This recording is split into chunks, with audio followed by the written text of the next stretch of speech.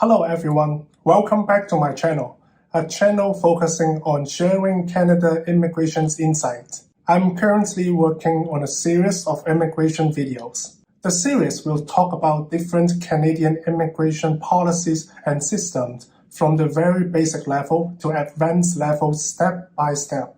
Since the content of this series and the order of sharing have been carefully decided, if you finish watching the entire series, I guarantee that not only will you have a very comprehensive understanding of Canada's immigration programs, you should also be able to determine which programs is the most suitable one for you to apply. So before we begin, make sure to subscribe my channel so you won't miss my sharing in the future. And if you watch the entire videos, to thank you for your support. At the end of this video, I will share a secret or a tip about Canada's immigration from my insider point of view as a regulated immigration consultant, and that might blow your mind sometimes. Last video, we talked about the number of immigrants is accepting, and economic category is the most important category in 2022.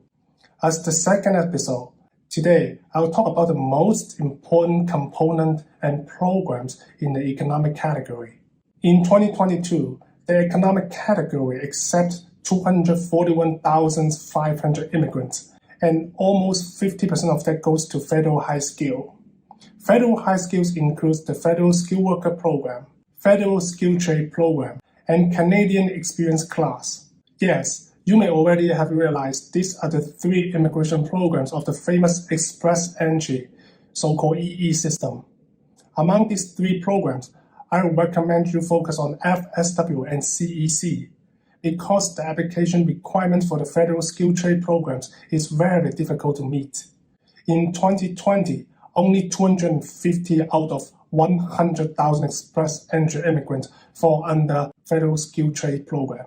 Also, CEC requires a candidate to have at least 1 year of Canadian work experience in the past 3 years. The key here is 1 year work experience, which means these applicants need to have a Canada's work visa so they can legally work in Canada. This makes CEC the main immigration program for Canadian temporary worker and international students. As an overseas applicant who has no work or study experience in Canada previously, FSW is the program he should consider.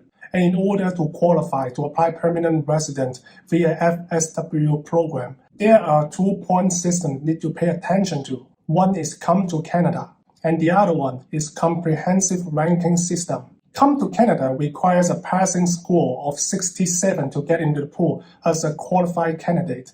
And the higher CRS score you get, the better chance you will have to be invited to apply PR. In 2020, the CRS invitation score was around 470, meaning all those with score higher than 470 will be invited by the government of Canada to apply to become permanent residents of Canada. And those with score lower than that will remain in the pool until they gain more points or until the invitation score drops. I will provide the links of how to calculate your CTC and CRS score in the subscription below, so you can go ahead and calculate your own score anytime. Generally, the ratio of invitees between FSW and CEC was about 1-to-1. However, in 2021, due to the pandemic and the travel restrictions, the invitation of FSW has been paused. Without reducing the total number of immigrants accepted, the government of Canada has focused on inviting CEC applicants instead. That was because CEC applicants were likely to be physically in Canada. But this is only going to be temporary. When the pandemic is under control, FSW will resume to be the main immigration programs of Canada. It is also worth noting that FSW's CRS invitation score is a bit challenging. So in the next video, I'll talk about LMIA and PNP, which are the most important techniques to obtain extra points in the CRS system so a candidate will become more competitive or even guaranteed to apply for PR in the system. Comment below, let me know your thoughts. And don't forget to subscribe my channel so that you don't miss the next episode. Thank you for watching, and I will see you next time.